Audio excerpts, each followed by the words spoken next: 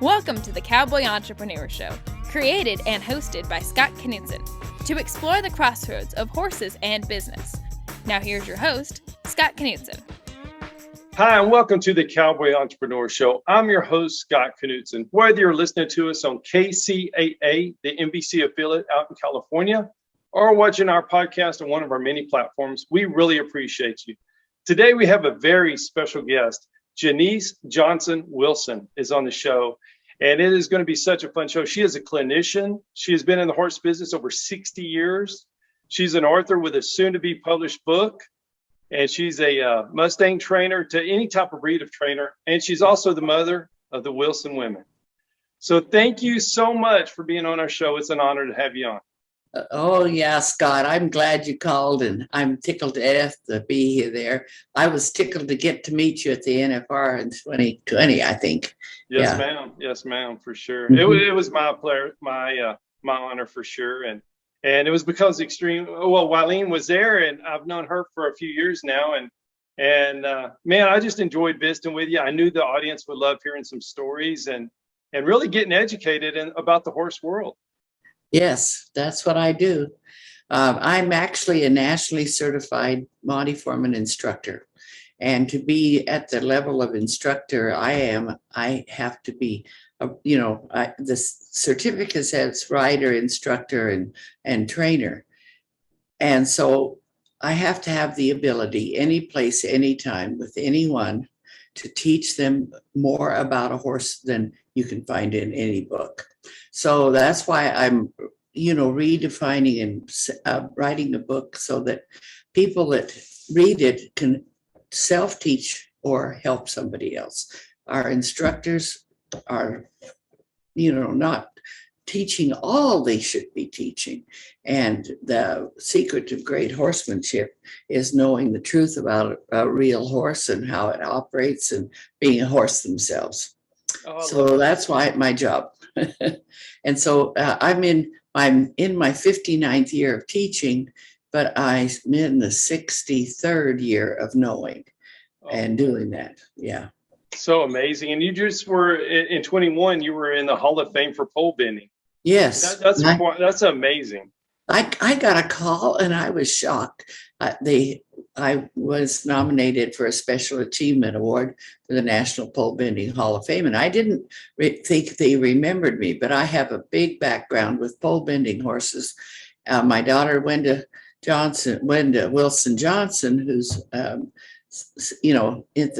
going to the NFR, I hope this year. Right.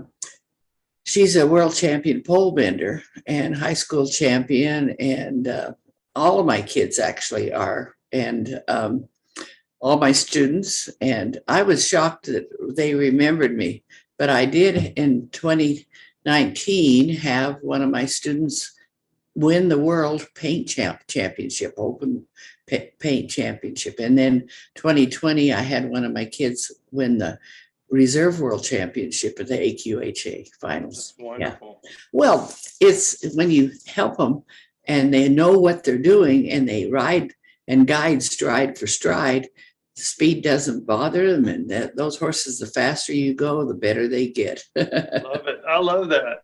Yeah. I love that. And having the confidence to do it. Oh, yes. And the mindset.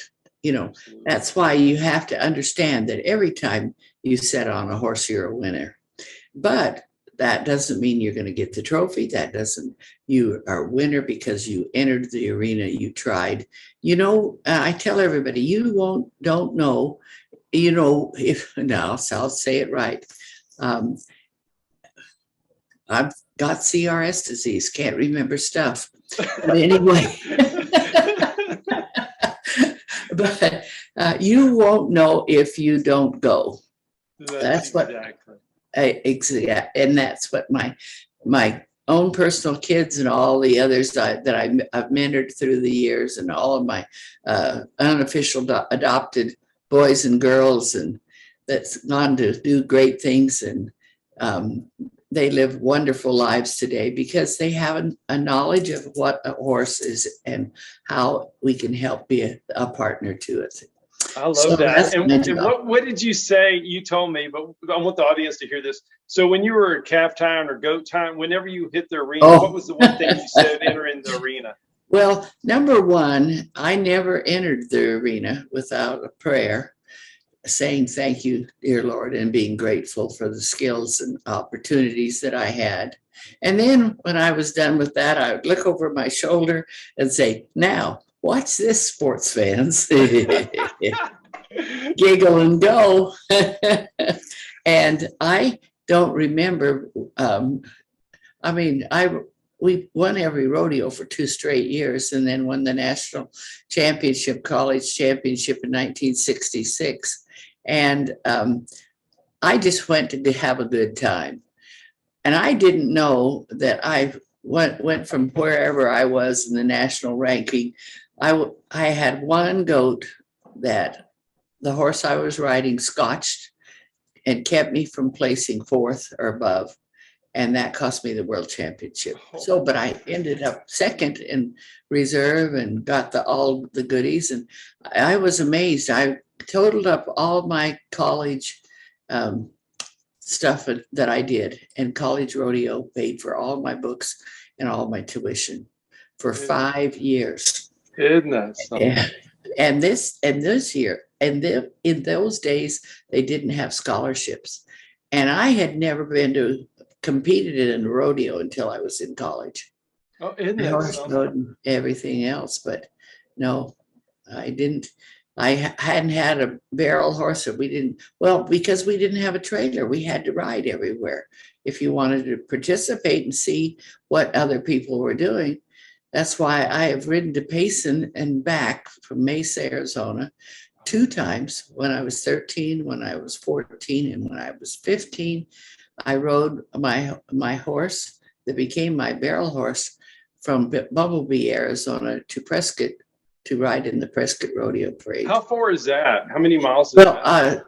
When they totaled up all the miles and I turned in my accomplishments, before I was graduated from high school, I'd rode over 1,000 organized rides. It's not counting all the others, because I lived on a horse. I rode the horse to ball practice and to club meetings and to my friend's house because we didn't have a horse trailer. Isn't that something? Oh my goodness. Well, you were also Miss Rodeo Arizona and Arizona State Rodeo Queen. So you've done everything. Well, in those days, the only things that girls could do in rodeo, and I was active in the rodeo club.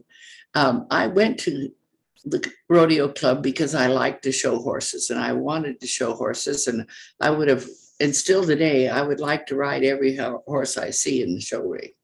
But when I got there, the boys teased me so badly.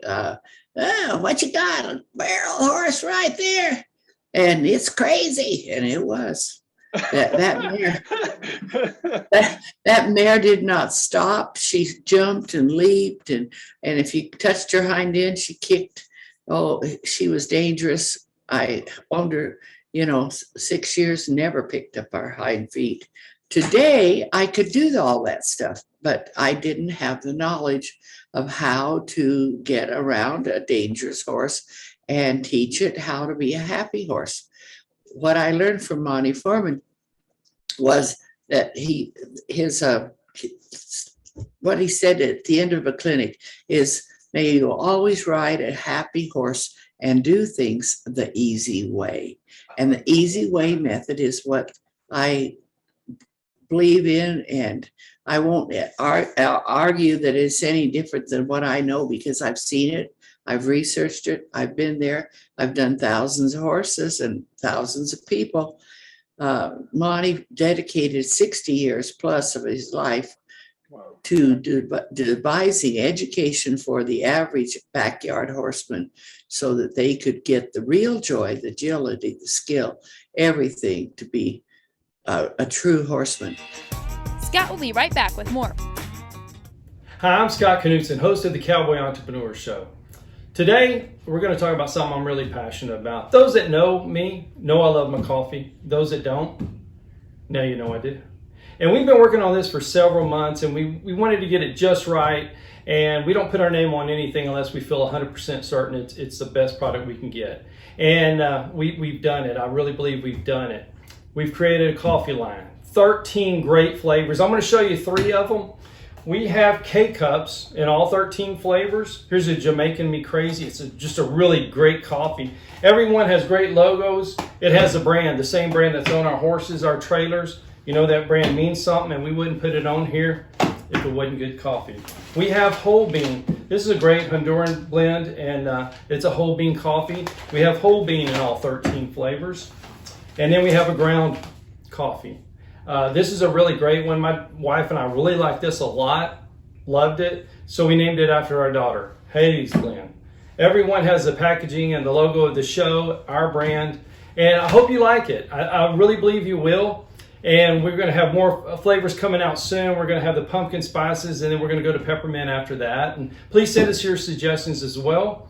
You can find it at cowboyentrepreneur.shop. Think coffee shop. cowboyentrepreneur.shop. Thank you so much.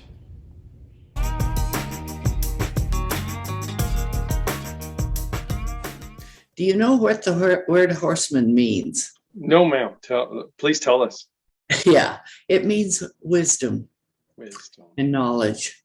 A horseman has wisdom and knowledge about what they're doing, not the fact that they just ride a horse. They can, the brutal guy, the ones that uses force and domination on a horse doesn't know a thing about a horse. Because when the Lord created that horse, he made it perfect. But he didn't make us perfect.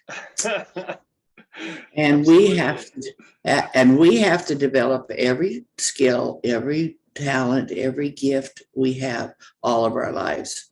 But the horse is born knowing everything.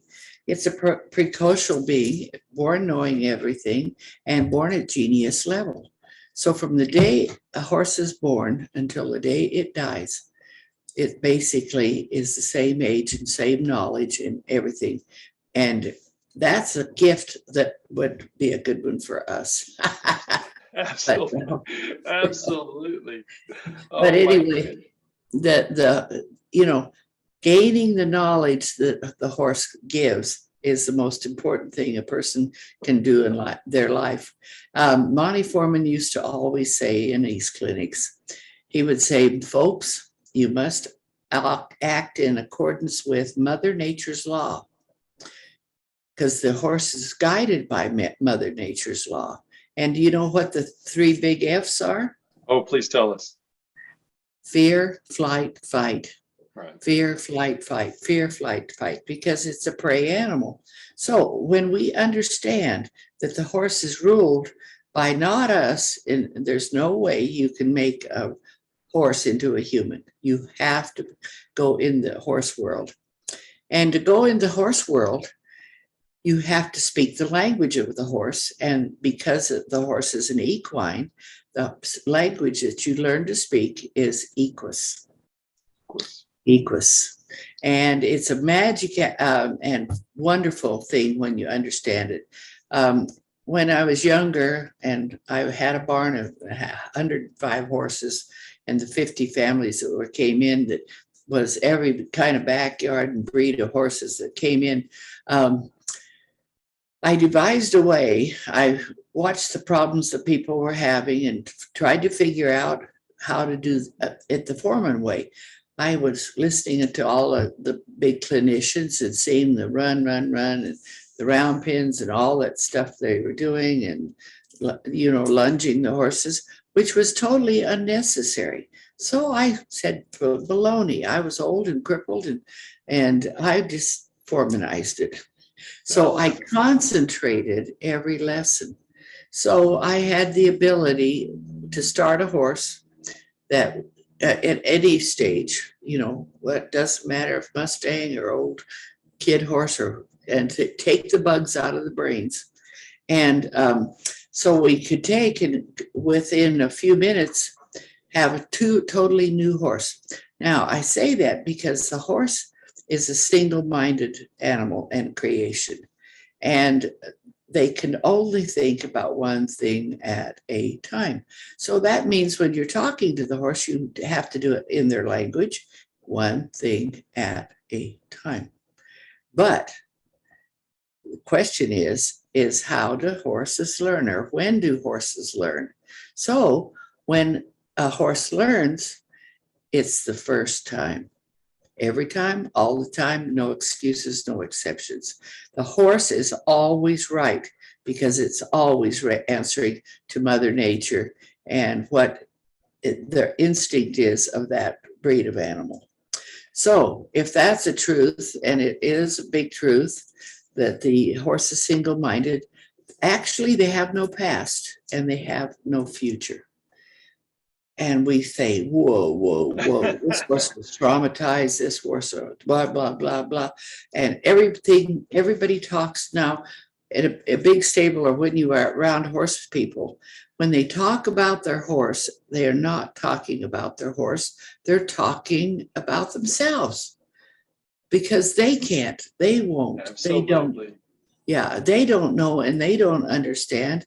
And the traditional methods are make them do it and force them to do it. And that horse has a side of its nature that you must tap into. And that's all horses like to play. And if all horses like to play, you have to play with them when you're teaching them. Right. That it's like the horse that wants to bite, nibble, and head bump you, and you declare war to that horse, and you say, you can't put your nose on me, and here they come. Right. And I see it every day, all the time. But how you stop a horse from doing that is you rub like this around the muzzle and the teeth, and look them in the eye and say, oh, you want to play. And you keep rubbing hard until they'll throw their head and finally step backwards. And then you stop and stroke her face. Now, when you stroke a horse's face, it's like stroking a baby's face. That skin and their hair, you got to go the direction of the hair. No rubbing, no patting, no flipping, no anything. Because in the herd, to learn how to be a herd animal, they get bit and they get kicked. Why do we stroke? Their mother licked them when they were a baby. So the more times you touch and the more times you talk to a horse and say, good for you, or say yes, or acknowledge every effort they make, the faster and quicker they learn. So what happened in this series when I was learning to do what I call the attitude adjustment or the pin job, and it's a great way to start colts, and especially good if you're not going to be laying one down. The reason I did it, because I had to help people with the problems. Their kids couldn't lead the horse and they wouldn't get in the horse trailer, and and trainers were getting bucked off, and everybody was complaining. So I used to do this little job on a horse. My training space was only 20 by 20, very dangerous, not for an amateur to do, but you can concentrate a lesson in there. So we take that horse from wild to mild in about 3 hours, or 350, because you had to teach the human. I would work that horse, and where it was fingertip soft, and say, come on in here, and I want you to feel this. And they'd go, oh, wow. And and it didn't take long, because the horse learns the first time. The second time you do something with a horse, it's called what? It's called practice. Practice. Practice. Oh, that's a tough word. That's a tough Practice. And the practice is for who? Yes, for the human. Yes, it's of the human. The horse already learned it, whether it's good or bad, because it has a brain that's a reptilian brain surrounded by a mammalian brain, and it only can think about one thing at a time. But it's because of the mammalian around the reptilian, they learn by sensory. movement. So anytime a horse moves its feet, it's learning. And you can erase old memory. If you put good memory in, you throw the garbage out. And I have reprogrammed hundreds of horses doing that simple technique. And that horse would walk in there, and we teach over 50 things in that short period of time. When I'm not showing a human and having to teach them too, I could do a horse in an hour to an hour and a half, over 50 things. And that horse was right there, loving every bit of it and tickled to death to do anything I asked, because I asked it. And then I allowed it time to respond and check the learning, give him the test. And third, I promise to kill him if we don't understand. So there's 3 stages you go. First you ask, then you suggest, and then you promise to kill him. Yeah. Never promise to kill him first. You never jerk on a loose rein. You never spur without telling the horse you're going to do it. And actually, I don't teach people in spurs because you're trying to sensitize the horse. And Monty Foreman said, folks, you don't know how a spur is used or what it's for. And it puts you in the wrong position every time, because you put spurs on, your knees come off. The horse judges you 100% by your behavior, not your spurs, not your bit, but your behavior. So the control of the horse is horse handling science is about learning how to move your hands, knowing how to move your feet, and how to think ahead, because you need to be 3 things ahead of that horse. As you guide them to success, you cause them to go to the purpose you want. And it works so slick and so fast and so easy. I can take a troubled horse and have him, untroubled that quick. Because today we know the brain science. There's a new word out there for all the professional people and the beginners and everything. It's called down regulation. Mm-hmm. Down regulation is knowing how to down regulate the chemical releases in a horse's brain when the fear button hits. So need to know how the sympathetic works to create the stress hormones, and then you have to know how the parasympathetic works to regulate that down, and that's down regulation. Big deals going on in the natural world of teaching horses to be desensitized. Desensitization is the result of down regulation, but the guys don't understand it. They've not been to our seminars, and I've had the privilege of being with Dr. Stephen Peters, the top neurologist that finally researched it out and published it in 2012. That's how new it is to the horse world. Yeah, brand new. And we had a seminar last week, people from all over the United States, and they were enthralled, had a great time, and got to see horses completely changed by simple techniques. And because that horse, I tell everybody, everybody's talking about timing, feel, rhythm, and balance, but they don't teach it because they don't really understand it, because they're riding a style, not a horse. Monty Foreman used to say, it's not English and it's not Western, it's world horsemanship. So my goal is to help people get into the top 2% of all the people who've ever lived, so that they can feel that joy and the experience of it. I've had low back surgery after 60 years of suffering with a broken back. I finally got it repaired.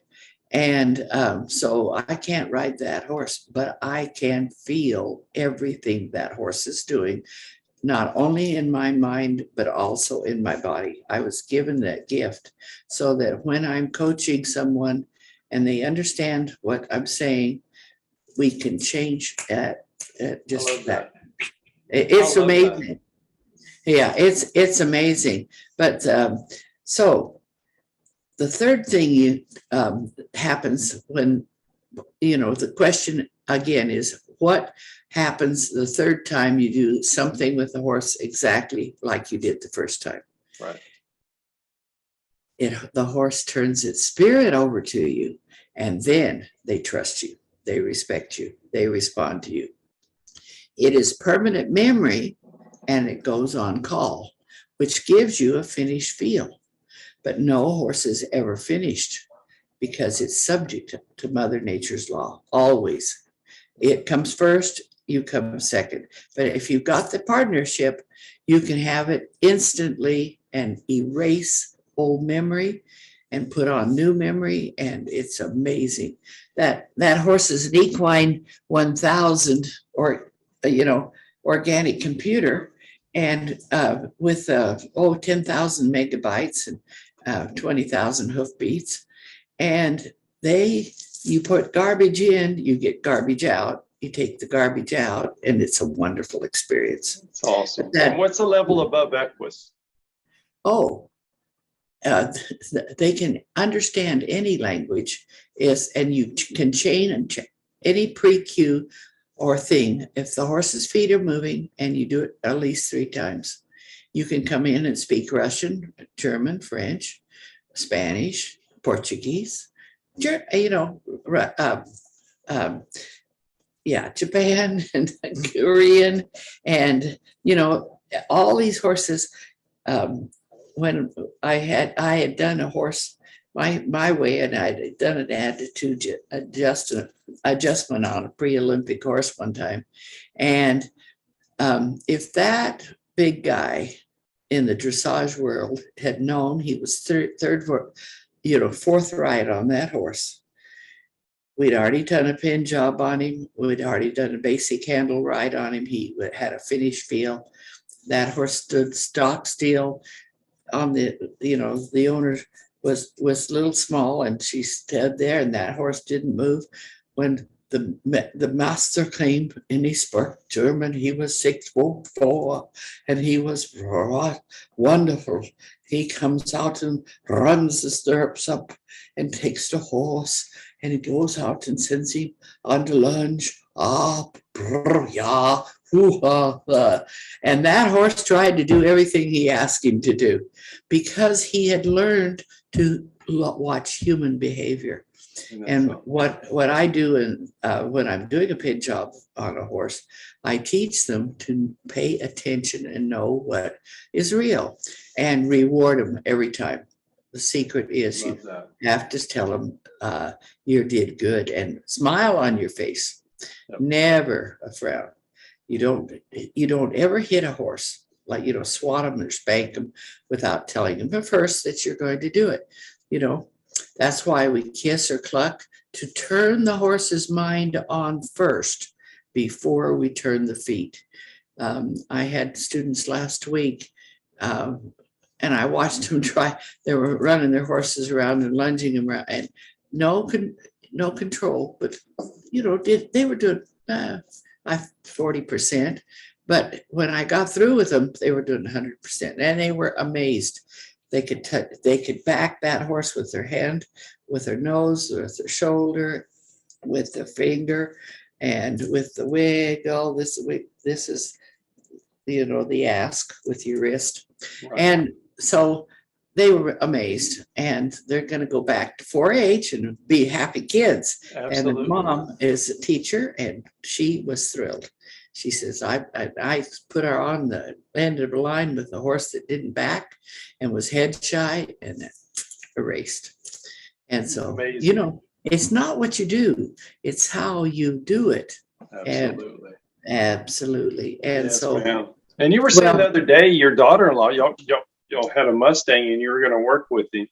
And like in 4 hours, it was a totally different. We had him done in 4 hours. It was my daughter-in-law. She was entered in the Queen Creek Mustang makeover a couple of years ago.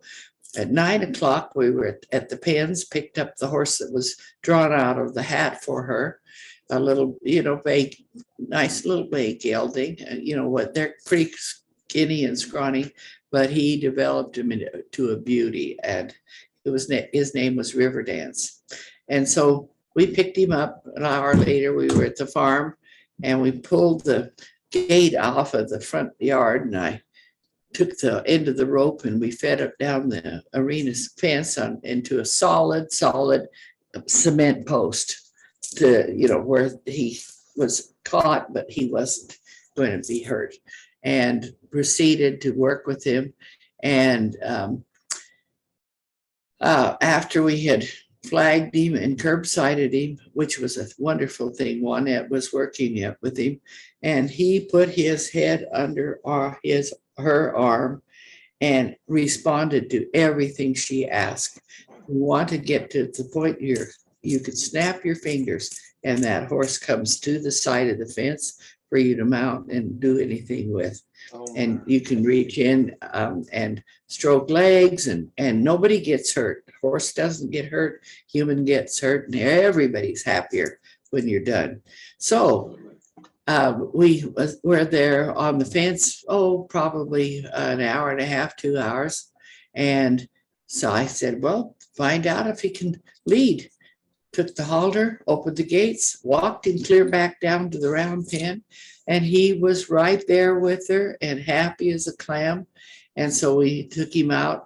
I love to use John Mary's method.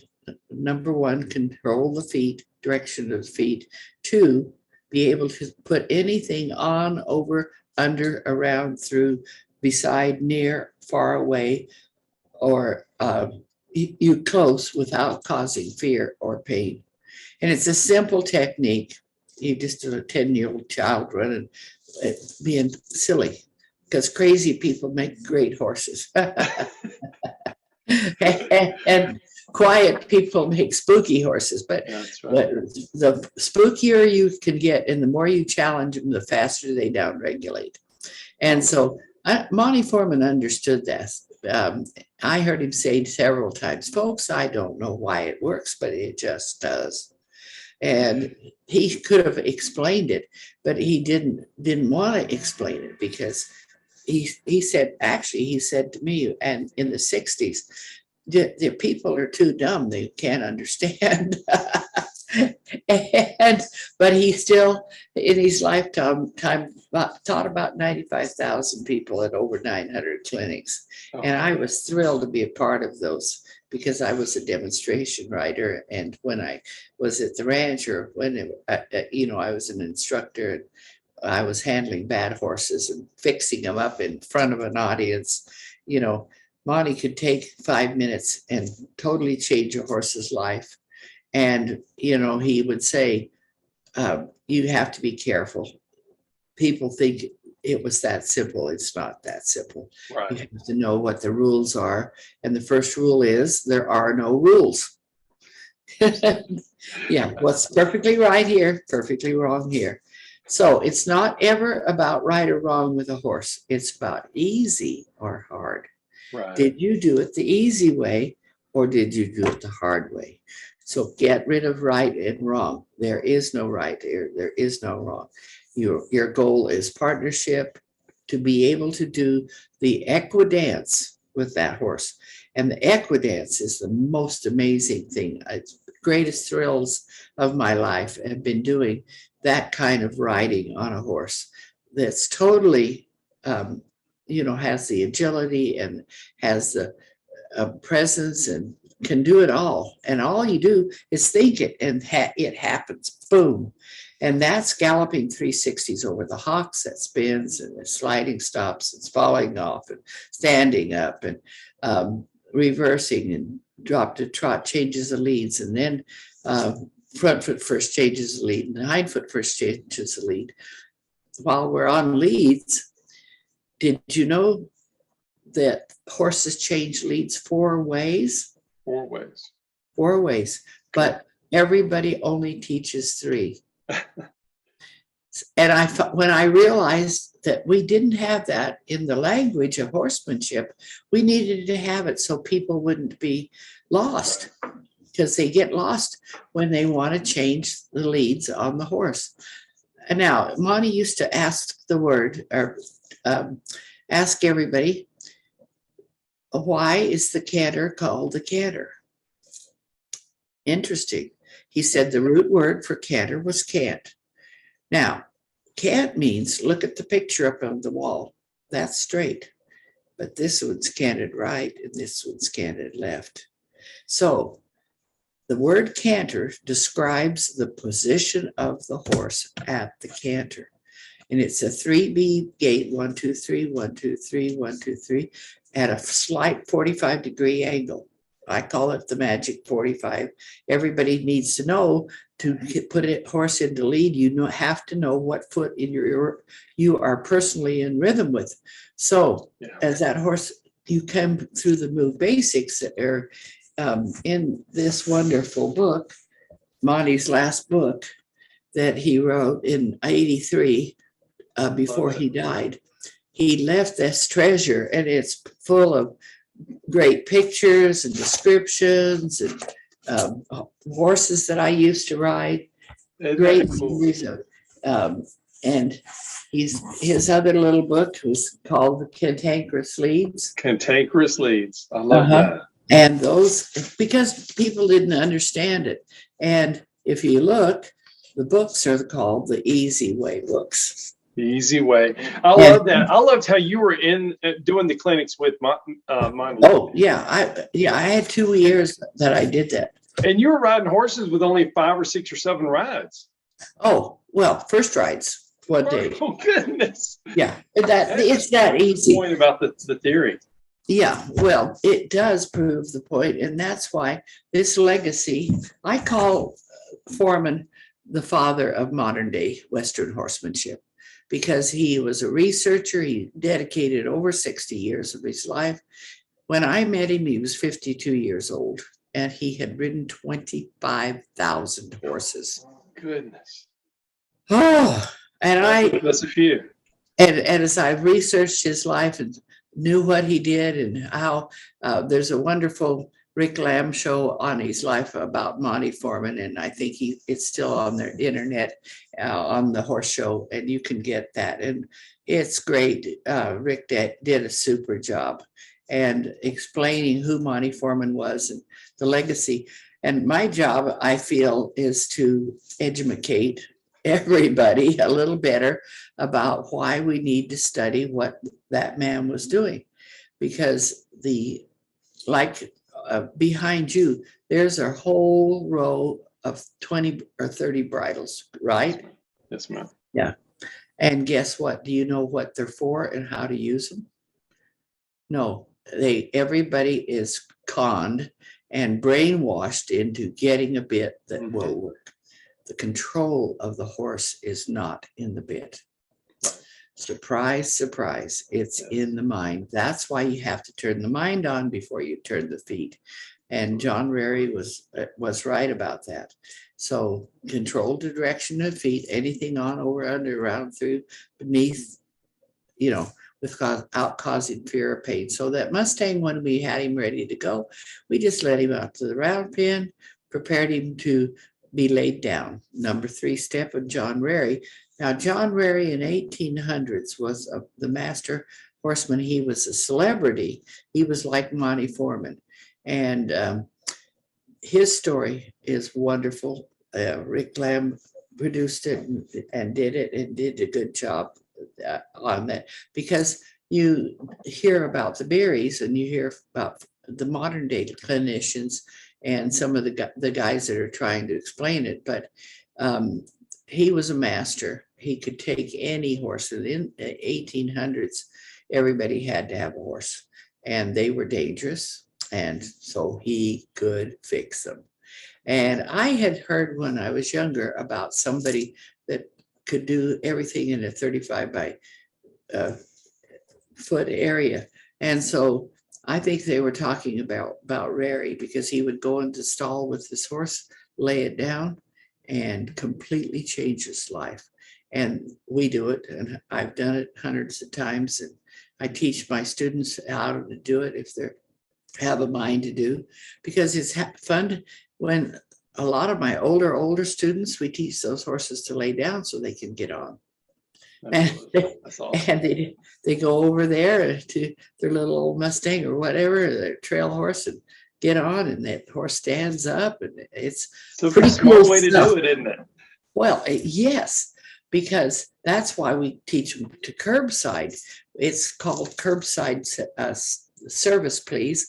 And the book was written by Lauren Woodward. She did a good job explaining why we need to have horses that are that compliant with us. So you can go to mount on the horse trailer, from the horse trailer or the mounting block or the boulder or the tree, anywhere. And that horse stands perfectly still and waits for you to mount. They don't move their feet until they're asked to move their feet. We just turn the mind on, then turn the feet on. I love it. Yeah, it's pretty cool stuff.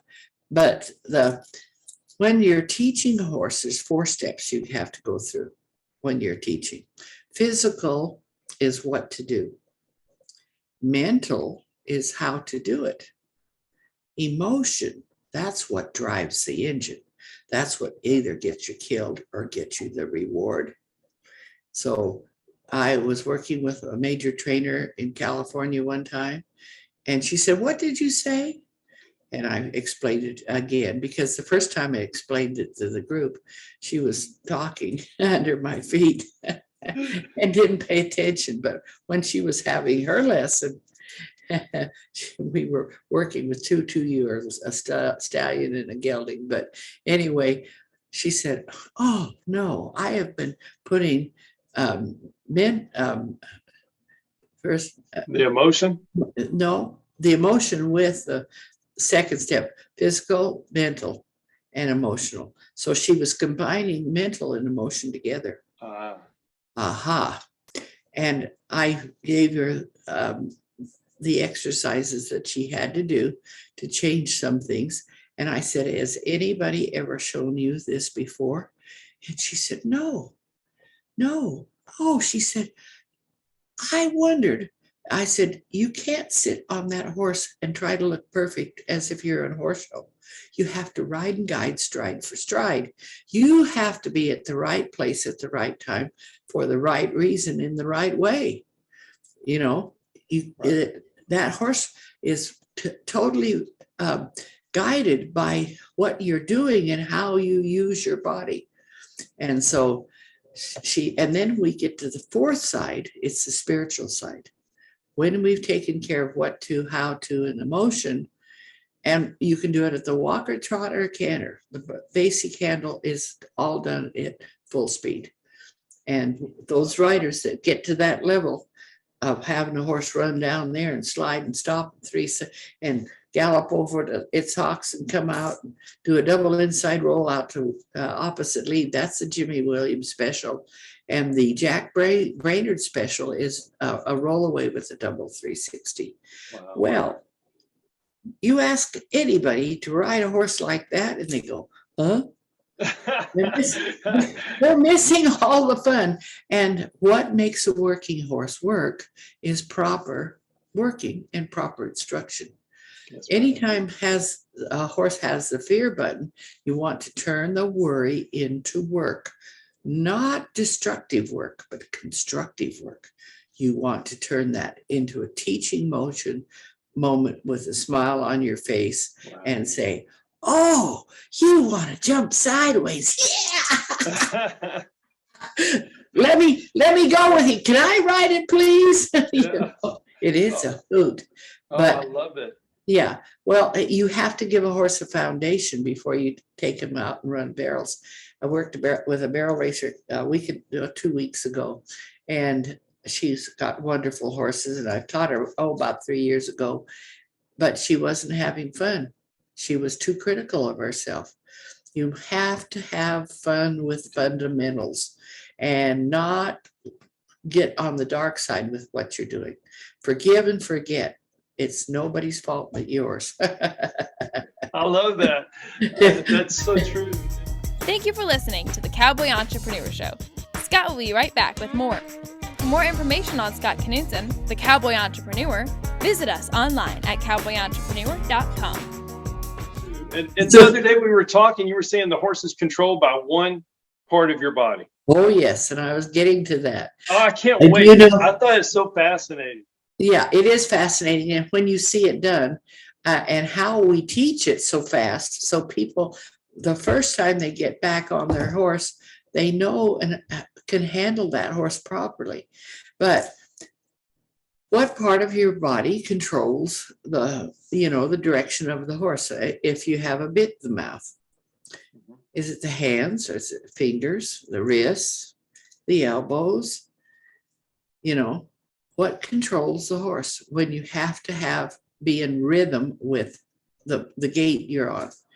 Well, surprisingly, it's the elbows. The elbows give the bit to the horse. The horse actually follows the swing and the movement. Get a bridle up off the back wall and hold it out under the crown piece and have somebody move that bit, and you'll feel what that horse is feeling in their mouth. But if you get a swivel-sided, jointed mouthpiece, curb bit with no drop back curb loop, it pinches in the lips and gouges the teeth, and it becomes a torture weapon. That's why they put tie downs on and things. Running martingales are 100% acceptable because they have to be long. When you adjust to running martingale, it's to the throat or to even with the top of the horse's shoulder blades straight up. And but they put that horse in a vise and they pull hard, and you'll see it at every rodeo and every warm-up pen and every people out there with trail. The only reason we had a tie down on our world champion is we had a noseband that was all silver, and we wanted to show it off, but the tie down was totally loose all the way to the throat. I love so it. That it never. It was a costume. Yeah, it was a costume, and well, when you got it, you flaunt it. Absolutely, you do. Yeah, and when you got it, fancy stuff, go wear it. Well, you're Miss Rodeo Arizona. You can say Yes. that, Yeah, I can say that. Well, when I was running GRA in the old days, it was Girls Rodeo Association, I was best dressed for the state in 1969. And I have the trophy to prove it. But at the time I was barrel racing, I had 30 beautiful, shiny, gorgeous, name it, homemade shirts and pants and lame, and that's what my husband fell in love with when he saw my gold lame pants and silver ones and black ones and green ones. Oh, I love it. Yeah. I love the story you were telling. Maybe you can share it with the audience where you and Wileen, and she was 8 years old, and y'all were traveling, and there was somebody for a pain. Would you mind sharing that story? Oh, I'll be glad to. It's my cousin. I talked to her yesterday, and she was raising paints, and she loved paints and Dalmatian dogs. And we stopped in San Diego to visit her we were coming home from California. Wileen was 8. And we got to talking, and she says, well, I've got a 2-year-old and I haven't done anything with her. And I said, well, do you want to, get her ridden today? And she says, well, yeah. I said, okay. And we went out and went through the program, teaching them a systematic approach to learning. When you're teaching a horse, kindergarten, first grade, second grade, third, all the way up to your PhD, your performance horse doctor. And so I talked her through with, she had a balanced ride saddle. We put a snaffle on her, and I talked Wileen through, and she got a full basic handle on that mare, about 4 or 5 hours. And my cousin was thrilled, and she said that was the best horse she ever owned. Isn't that something? Yeah. But when you start them properly and you respect a horse and what it needs from us, you're going to get the horse of your dreams. And she got the horse of her. But Wileen was spectacular, because when I opened up at the barn, I was a major, equestrian center. People were coming from all over the world to see me and get knowledge of how Monty Foreman did this. But we're now 6 or 7 generations from Monty Foreman, and a generation is about 10 years. So first 10, and most of the people that knew Monty Foreman are up in their 70s now or 80s and or have passed away. Jack Brainerd, I heard, passed away a couple of months ago, and he was one of Monty's favorite students. And he went on to do great work with trainers and professionals to teach him about the footwork. Monty used to say, it's the footwork that counts. You have to connect the brain to the feet, not the mouth to the brain, to the feet. So that's why the control of the horse comes in your elbows as you give the bit. And the movement in your hands, they're never stiff or tight. They're a lot, and you push the elbows, push. You don't pull it back, push, push, push. Now, how do we teach people to do that? It's called riding Shank's mare. Now, your shank on your body is your thigh bone, your femur. But in the old days, they didn't have the word femur, so it was a shank. A shank a lamb, shank a ham, and a shank on a man. If a man did not own a horse, he had to ride Shank's mare to town. The poor guy. So what we do when you do clinics and stuff, you'll see a line of people with no horse out on a piece of ground, and they're riding Shank's mare. So we teach them the movements and the mechanics of what it feels like. So when they get on the horse, they have a direction to go. What would you do if you were out cantering on a horse and I yell to you, roll back or roll away? Mm-hmm. What does it mean? What does it accomplish? Well, a roll away means you're rolling away from the lead you're on to the new lead. And guess what? That's the fourth lead change, the pivot change. The inside hind foot of the horse is the balance foot, pivot, and push foot. So if you understand that, you can help the horse get in the ground. You must get the hind end down before the horse can lift and shift its shoulders the direction you go. If you only pull the rein, you lock the horse's pole and the horse gets stuck, and you blame the horse because of ignorance, and you can't do that. That's why when a person's learning, if you have to go slow and say, oh, this is the steps that I need to do. And to find the steps, we give you the key words. The key words help you remember what you're doing. I had one lady one time that called me and she said, I want to thank you. I was riding with my friend out on the CAP canal, and two bicycles and two Rottweilers came up behind them. And the Tennessee Walker that their friend was riding is in the dead runaway on top of this canal bank, and went off the canal bank and into the cactus forest. And this other lady, which was my student, and on a Mustang. And you can imagine what happens when you run into the middle of a cactus with any horse. Right. And she said, I could hear your voice and I could hear the keywords, and I bent that horse in 3 strides. And when I stopped, I was in the middle of a cholla. That's a jumping cactus with these big pricklies. And she was that horse was dead quiet, standing there. Let her lead her out, let her pull out all the cactus so she could get her hands on. Oh my goodness. And she said, it saved my life knowing how to properly bend a horse. And the secret is you have to understand what the lower flex cue is on a horse and how it turns the mind off, and how you can, in 3 strides, going wide open, 1, 2, 3, be dead stopped on any horse. And it's about knowing the lower flex and how to handle the horse's pole so that horse knows and is ready and can do it in a fraction of a second.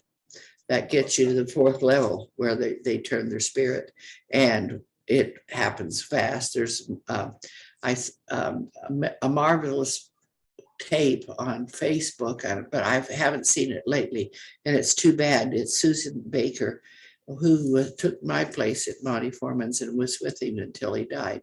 But I taught Susan when she was 17 years old and first came into the ranch, and taught her some manners and things. But we're good friends, and I'm going to see her this summer. I'm going up to, she lives in Idaho, and like me, she's getting old. But anyway, so I'm anxious to see her. And she has a lot of the Foreman memorabilia and things that Monty collected through the years, and I've got to preserve them and, take proper care of them and get more information out, how to use the Foreman method to have better success. And Monty, in the olden days, and when I was with him, usually the clinics were about 40 riders, but when Susie later on in the 70s, they expanded it to 50 riders. So the question is how do you handle 50 riders? Absolutely. And some of the big boys have asked me, can you teach me how Foreman did it? So I said, yeah, but you got to take the time to come, and you have to know how the technique works, because we had to memorize, 40 riders in a circle, and then he'd set them on a posting trot, and he would divide them into the skilled and medium skilled and beginner. Boom, 3 and everybody watched every group. 10 minutes and 10 minutes and 10 minutes. And it was done going fast, not walking, not going slow. In the clinics I do and the teaching I do, depending on the age and stage of the people, some people we go slow with, but some people we crank it up and have. I love it. I love it. Oh my goodness. The time is going so fast. Yes. I can't believe it's going so fast. I could just listen and learn. And I know the audience loves hearing your stories. Well, thank you so much for being on the show today. I appreciate you so much. Thanks, Scott. It was a pleasure to get to talk to you. If you want me back for more, yeah. Absolutely. This is only the tip of the iceberg. And absolutely. Let's do another show and we'll promote it. And it's just so educational, but it's so much fun. And it's so positive. Yeah. So yes. We'll do another one. Thank you so much. Yes, thank you. It's been a pleasure. Yes, ma'am. Bye.